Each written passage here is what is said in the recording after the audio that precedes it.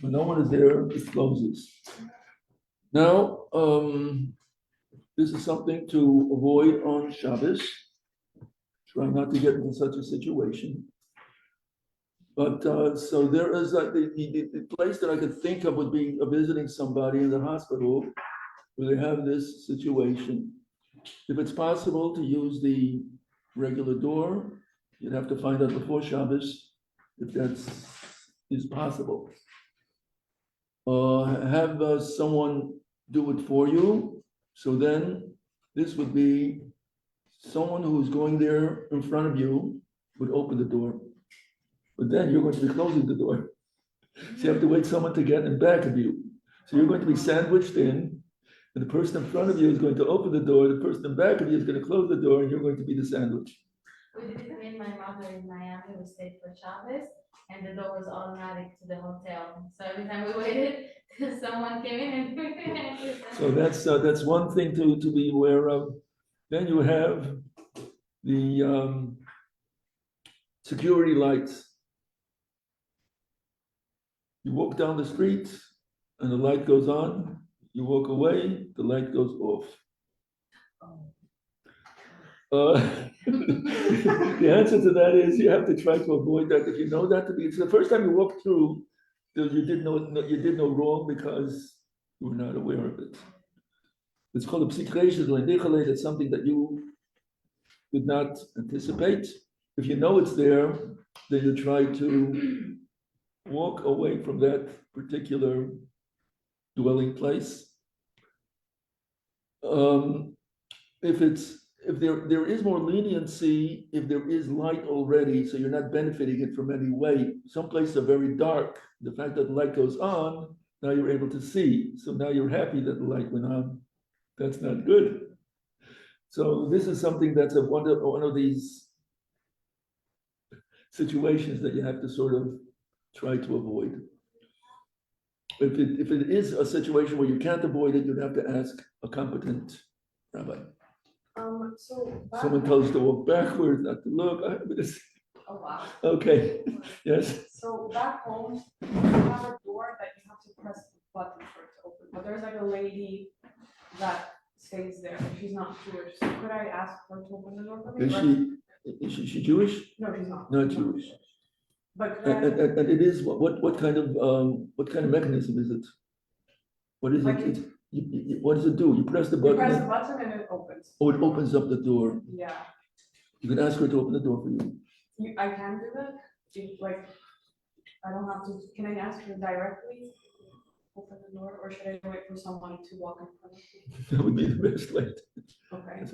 Then you have also the security cameras. So I think it would be most people are not aware that there are security cameras. You just walk and that's it. The question is what happens if it's your own security camera and it's your own security also for the alarm. So there you have an issue that you would have to close off the security camera for Shabbos, the alarm system for Shabbos, and the security light for Shabbos. There would be. I'm telling them houses that they have like security cameras and it's on and it's on the computer. Are you on Shabbos? Are you allowed to like look at it to see who's there walking in, or is it Having a benefit from it. So then there are two types, ones that are erased every 24 hours. So then it would be a writing that is not permanent, makes it better, matters together, the situation. There are factors that are there. You would have to, something in particular, you'd have to discuss it with someone who is aware of the system that's there, and then so these are things just to be concerned about, to be aware of, and then if it is something that is halacha l'maaseh that you actually are something that you're dealing with, you'd have to ask a competent rabbi. Okay, so that is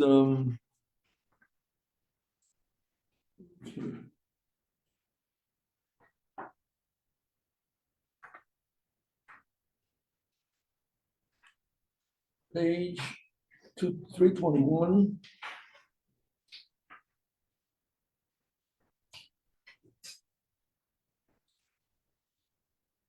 This is the bottom of the page. We have bathing in hot water.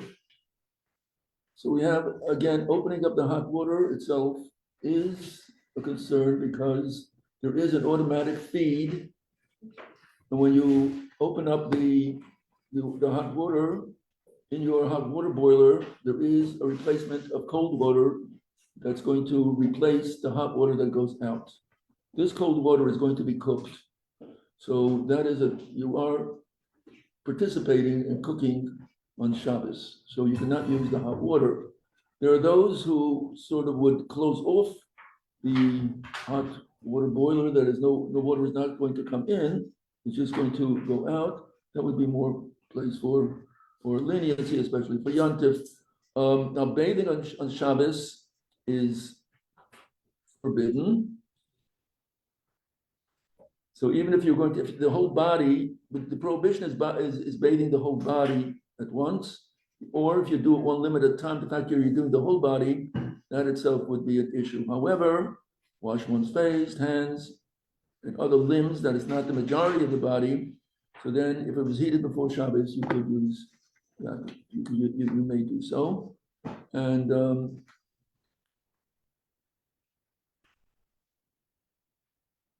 this is on 322. Immersing in a mikvah has a different criteria. What we're also concerned about is also not to squeeze the hair. That was an issue. And bathing in cold water. So it is, I'm reading from the paragraph. It's customary to restrict and not to wash one's whole body on Shabbos, even in cold water, because one may squeeze out his hair. However, if it's a situation of discomfort, such as during the heat wave, it is permitted to wash one's whole body in cold water. So I was taught otherwise, not to do so, but that's why I read from the book. So I'm sharing what the book says. But as being taught, we're taught one should not take a shower on Shabbos. So yeah, that's what I'm sharing with the class. Okay. Now, yes. So mikvah we have to do in cold water? What? The mikvah has to be cold? No, the mikvah could be hot. Mikvah, that's an exception. It's for the mitzvah. That's its own thing. Everyone has to know how to dry their hair. They have to put the towel on top of the hair, and not to wring the hair. Let it absorb. Keep changing the towel. We spoke about this when someone comes in from the rain. Your hair is soaked. Yeah. Not to squeeze. Not to make a turban. All these things to fluff it out from the inside. It makes it dry quicker. Outside, inside, just to keep fluffing, and your hair will be dry. Now, 323 is Makeh b'patish, is striking with a hammer, which is the finishing touches. So one could not, we did a lot of this together with building, but there's a particular, it could be two malachos. One would be building, another one would be when you're doing the final act, it's called the finishing touch. That's a malacha for itself. So let's take some examples of 324.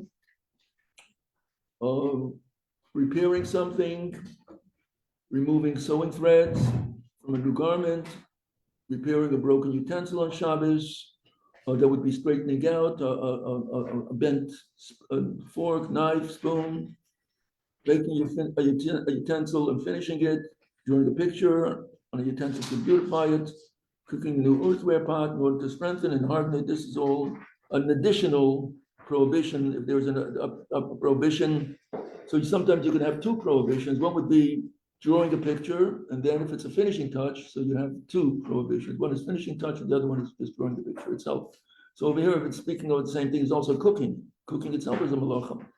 Cooking on a new pot is two malachas. So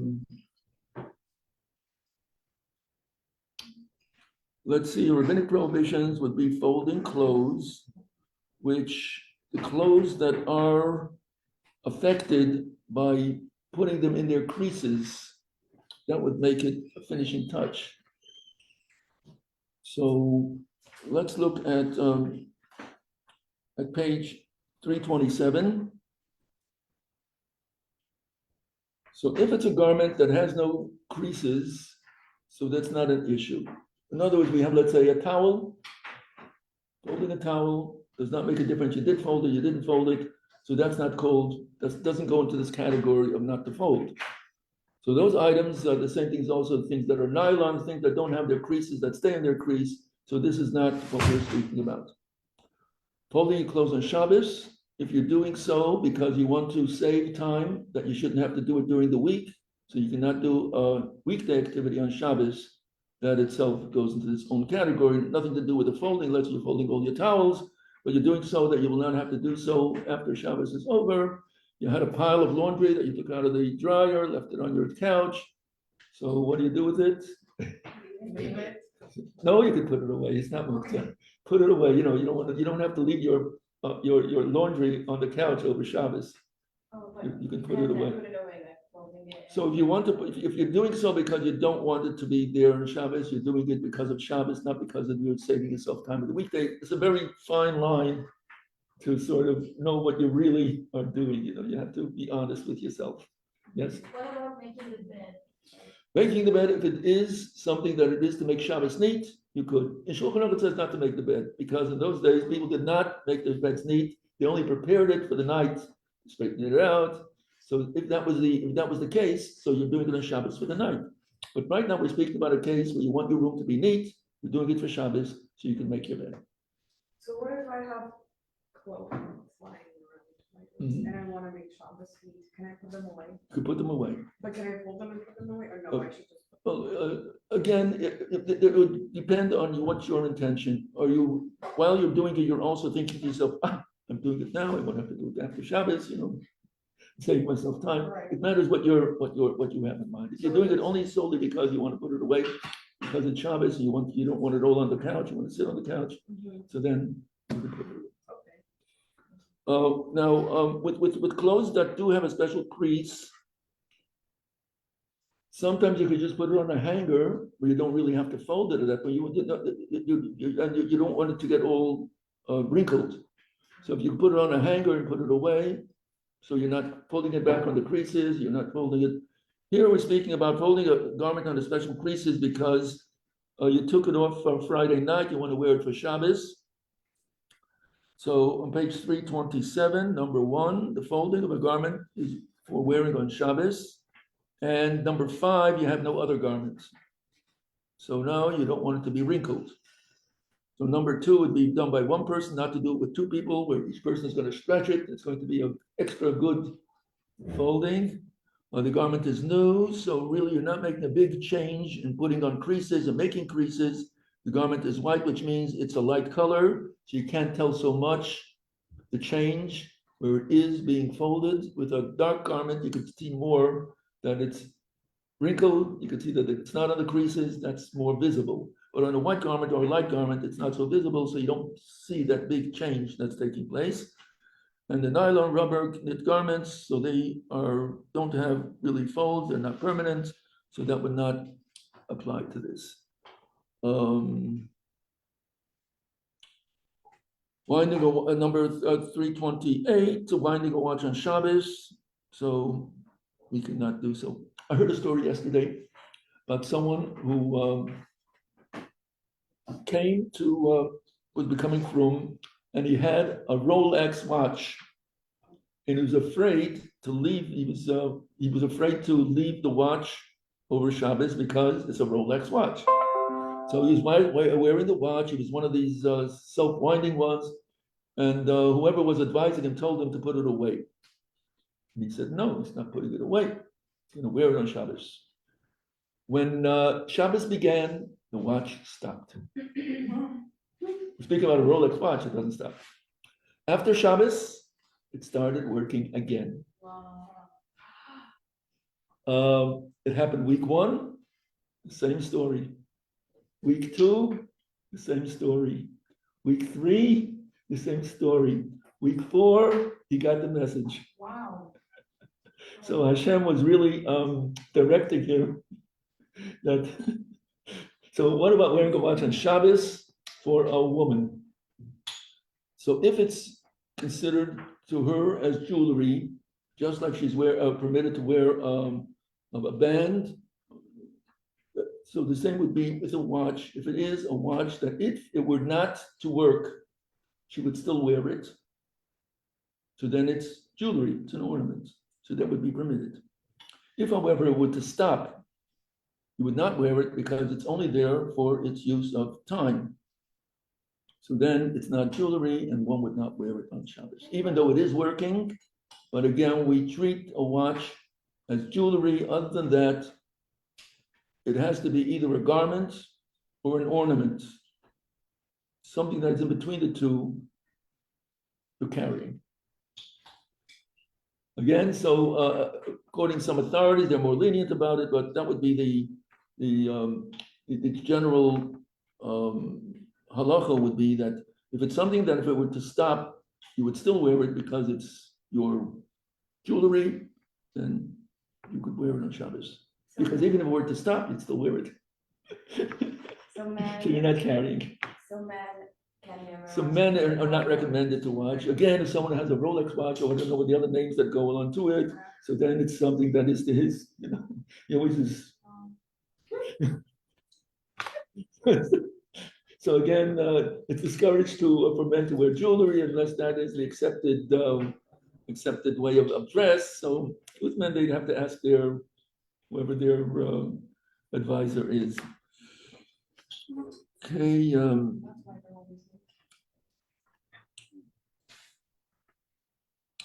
Page 330. Putting in laces or a cord in a garment. So if it was there before Shabbos, then you are allowed to restore it if it's done easily without effort, which means that the shoe has these the holes that are easy to go in, and also the lace itself also has an end to it that's easy to put in. And also it's something that you do not tie with a knot after putting it in. So that would be, for instance, let me just finish my thought. Let's say if you do have your sweatshirt that has a string in it, and it came out on Shabbos. So putting it back on Shabbos, first of all, is it easy to put it back?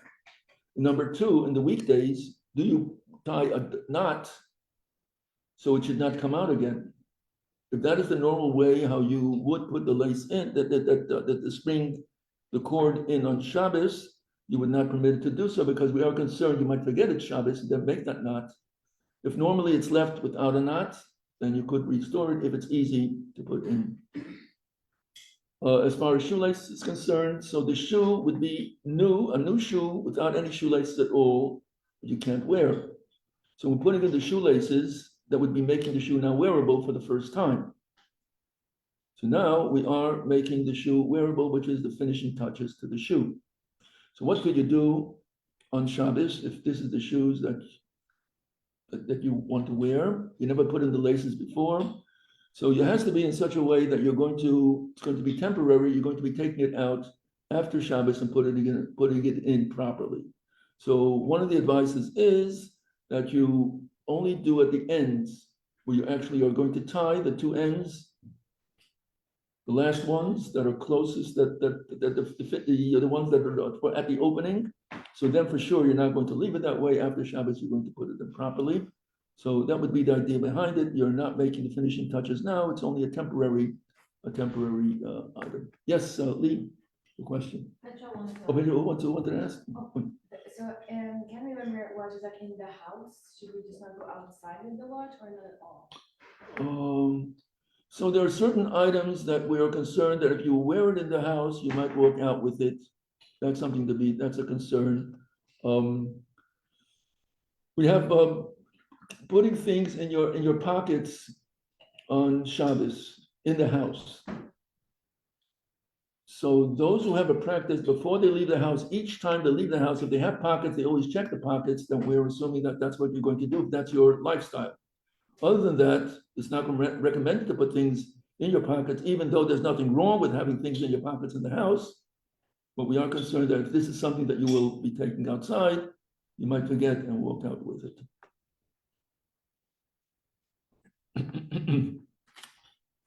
Now, putting a belt also for the first time, if it's a belt that's always going to be used for other skirts and dresses, so then you're not putting it in permanently. That would be a first time. So then if you're going to be using it, it's not its specific belt or cord, then it's not there as a permanent thing, so that would be fine. But if it's going to be transferred, so then it is permissible. Let's So Rabbi Baras, if a dress comes with a belt, you're allowed to wear that? no, if it would, you just put it through wear it first time before Shabbos. Oh, I see. Before, in other words, not to make the finishing touches to the dress because it needs that belt, and now you're doing it for the first time on Shabbos. If it's something covered before Shabbos, you've ordered already, it's a dress that you've been wearing before, then there's no issue. It's just only this makabapatish, which is making something wearable for the first time, Oh, I see. finishing a thing. On 332, we have making special sounds with blowing a whistle, shaking a bell. So this goes into repairing musical instruments, especially the stringed instruments. You have to tighten them, you have to replace the strings. All of this was a concern, and therefore they made a blanket prohibition of musical instruments. Even though the bell or or whatever you're blowing does not have anything to repair, but since they said no instruments on Shabbos, so we do not do so. And it is so strong that even the blowing shofar on Shabbos, we don't. Even though it's Rosh Hashanah and shofar, so if they were concerned, you might carry it and also have to blow it on Shabbos. So this would be the rattles, all these children toys that they have these with the whistles and bells and all these things should not be their Shabbos toys. It's interesting on page 332, making musical sounds with one's mouth, even if they sound similar to musical instruments, so that is permissible. Okay.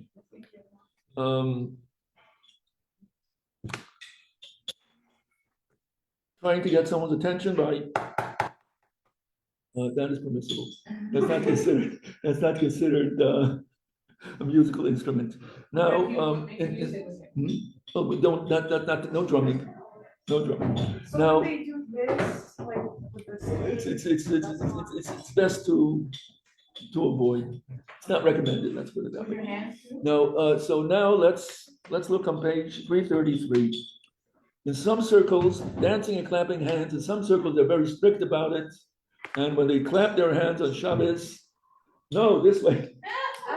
Oh. Applause. But and also about dancing, it's only, like what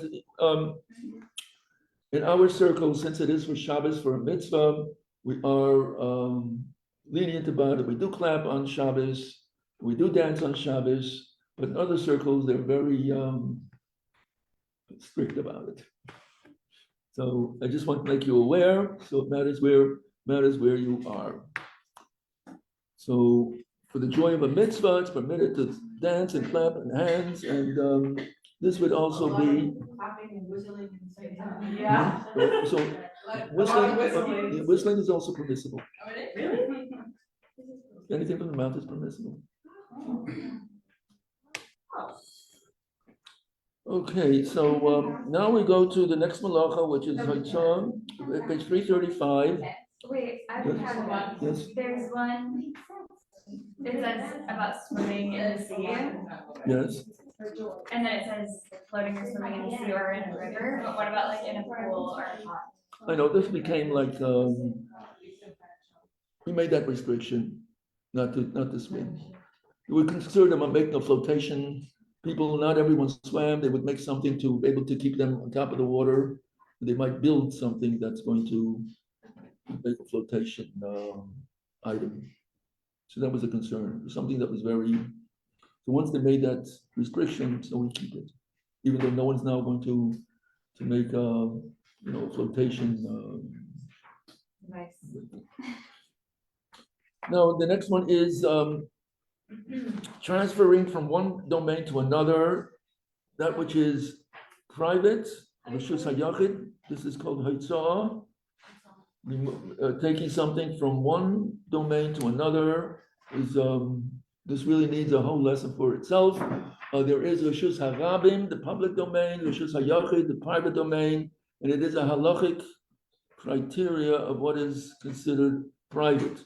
Private would be something that is 10 handbreadths tall, approximately 40 inches, and 4 handbreadths by 4 handbreadths.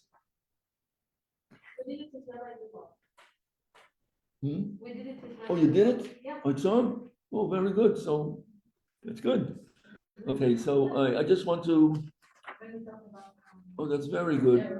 So you've done this already. So let's take some of the things that, let me take something out with, no questions.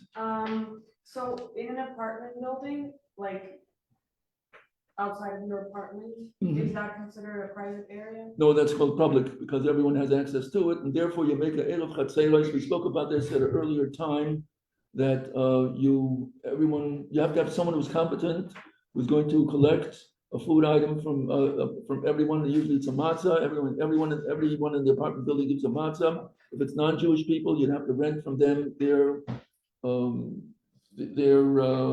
ownership. So you rent it from them, that now you have their apartment as well through the rent. And it's something that had to be set up by someone who is competent and knows what they're doing. In that case, it becomes like one domain because it belongs now to the person who is holding the matzah. Everyone is now he becomes now the landlord of the whole building. And everyone is now his guest. So, but what about if there's, so like our door and then there's another door? So not everyone has access to What it. I'm saying, everyone has access. If more than one family has access to an area, that becomes public. Halachically public. It's not public because people from the street don't come out, but it's being used more than one. It's more than one ownership, one access to it. That there are multiple people who are using it. Okay.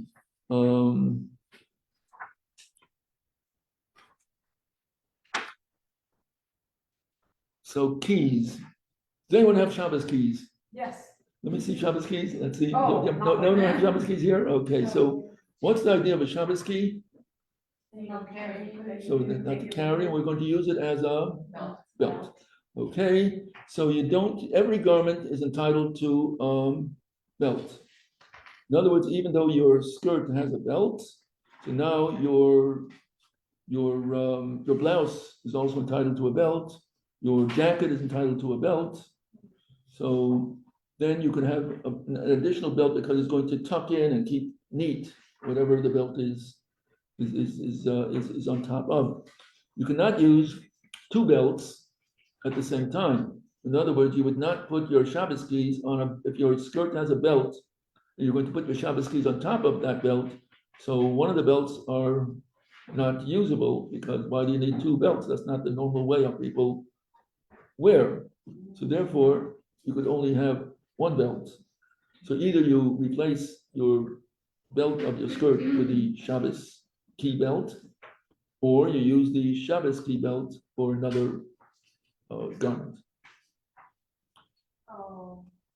It has to be at the end. It should not be, you can't, the reason I asked for it, because someone once showed me their Shabbos belt, and the key was in the middle of the belt itself. It was not an actual part of the belt. It was just hanging on there as a trinket. So that is not a Shabbos belt. So a Shabbos belt actually has to be where it's going to be at the end of the Shabbos belt, and it's going to serve some purpose to hook on, lock on, whatever, an extension to the belt, whatever it is. It's going to be an actual part of the belt itself. Okay, so 343. What did Rabbi Dubov say about you going outside? Because first of all, did he tell you that before you go outside, you have to check your pockets? Okay, that's number 1. Before you go outside, check your pockets. And then all questions will not apply. But one did not check their pockets and they have something in their pockets. What does one do? What did Rabbi Duov say about this? I don't remember Maybe learning they about did. this. You didn't speak about it. I don't Okay. remember. I saw people just leave their things, What do the people? leave their things and leave, like they put it on the floor and leave. Okay, so here we have, so the idea is that carrying on Shabbos has two parts to it. One is taking it from its place of rest. That's called akira, taking it out of its place of rest. And then there is putting it down, and that's called hanacha, placing it down. So picking it up in one domain, so like we'll use the house and the streets. Picking it up in the house, this is only partial malacha. As long as you didn't put it down, so then it's only a half a malacha that was done and it was not finished. That's the idea behind what we're going to be speaking about. We're trying not to finish this malacha. So stopping and you're holding it, that's considered, it came to rest. Because you're at rest, you're holding it, and now you're at rest, so now this is also considered at rest. It's not only when you put it down, even when you stop and you're holding it, that's called at rest. So now someone picked something up in the private, in the house. In this case, they were not aware that they picked it up because you had it in your pocket. You didn't even know it was in your pocket. So it's not intentional, right? Okay. Now you go outside, put your hand in your pocket, and you have something in your pocket. First thing is not to stop, because when you stop, now it came at rest. Now you're going to move again, now you're starting again a malacha. So the first thing is not to come, not to stop and say, oh, no, no. So you just, now, now, there are two things that could be done. The fact that this was taken, not intentionally, you didn't stop, bringing it back would be permissible. So you never took it out of the place because it never came to rest. And when you are going to come back to your place, the private domain, it's recommended that you don't put it down, but rather drop it, which is going to be unusual. So that's when people do not put things down that way. So that's unusual. So we're trying to get things unusual. So that would be, now, what happens if you don't want to go back? You have a tissue, you don't care about it. So then as you're walking, you did not come to rest. You didn't stop. You're going to throw it out in an unusual way by dropping it, not putting it down. So that would be, so you did not do a malacha. Now there is also, we said a reshus hayachid, something that's a private domain, could be even in the street. If something is 10 handbreadths, which is let's say approximately 40 inches by 4 by 4. So then that is a reshus hayachid. That is taken from a public domain and putting it down on that would be considered a malacha. But let's say if something does not meet that criteria, it's not 10 handbreadths tall, it's not 4 by 4, let's say a fire hydrant. That's called neutral, called makam ptur. That's a neutral place. Putting anything down on top of that is permissible. So if you want to put something on top of a fire hydrant, that would be fine because you're not placing it in any domain at all. So next thing would be so here we have on page 343. If it's in the pocket, you should turn the pocket inside out so the object falls out. Leave the object there until after Shabbos. If the middle if the object is valuable and one is concerned that it may be lost if left there, and you can't guard it there until after Shabbos, then it's permitted to pick it up and walk with it less than 4 cubits, put it down in order to make an interruption between one transfer and the next. Repeat this procedure until you get close to the house. Then you leave it there outside, or two people perform the same procedure, walking less than 4 cubits and then leave it outside, or you put it in backhandedly into the house by dropping it out of the house rather than placing it down. So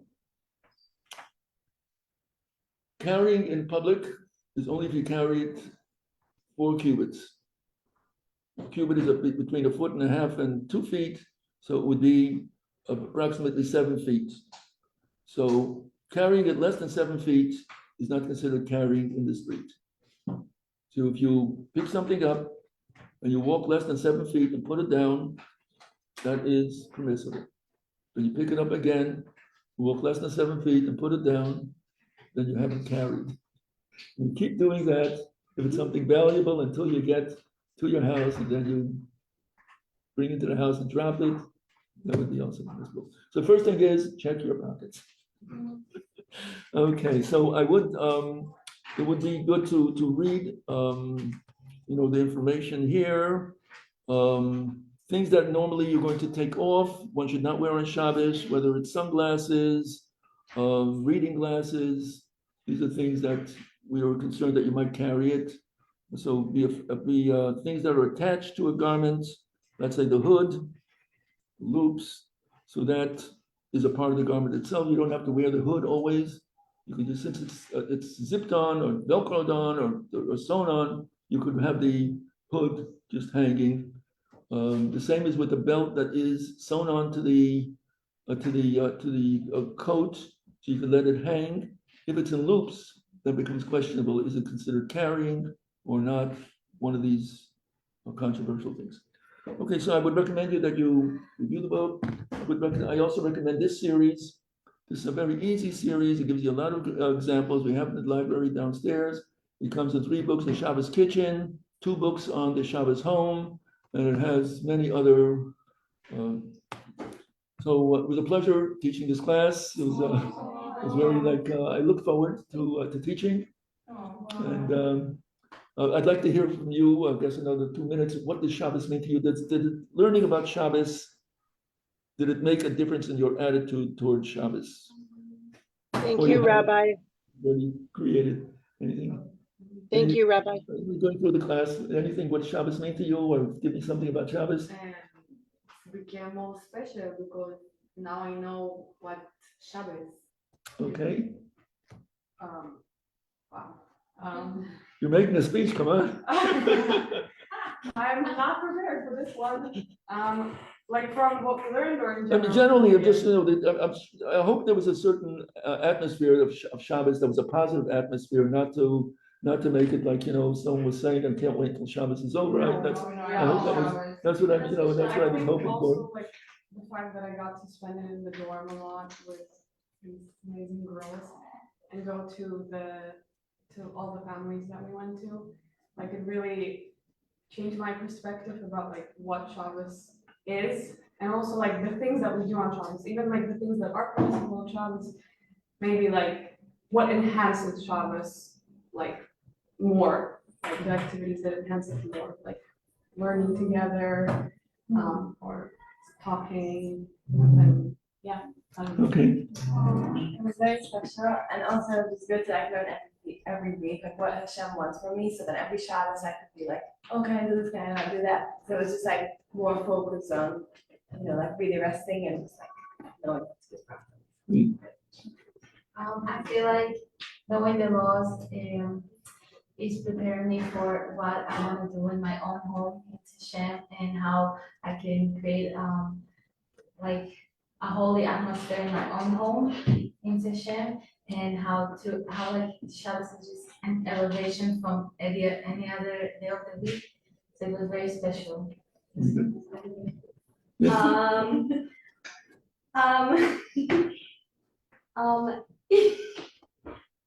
I mean, like learning all the laws is really nice. You get to understand more, like what we do on Shabbos, why we do it, and like it helps me like enjoy Shabbos more and like enjoy the day of rest instead of being like, why do we have to do all this? Instead, it's like relaxing and it's like you look forward to it. And Wonderful. Yes.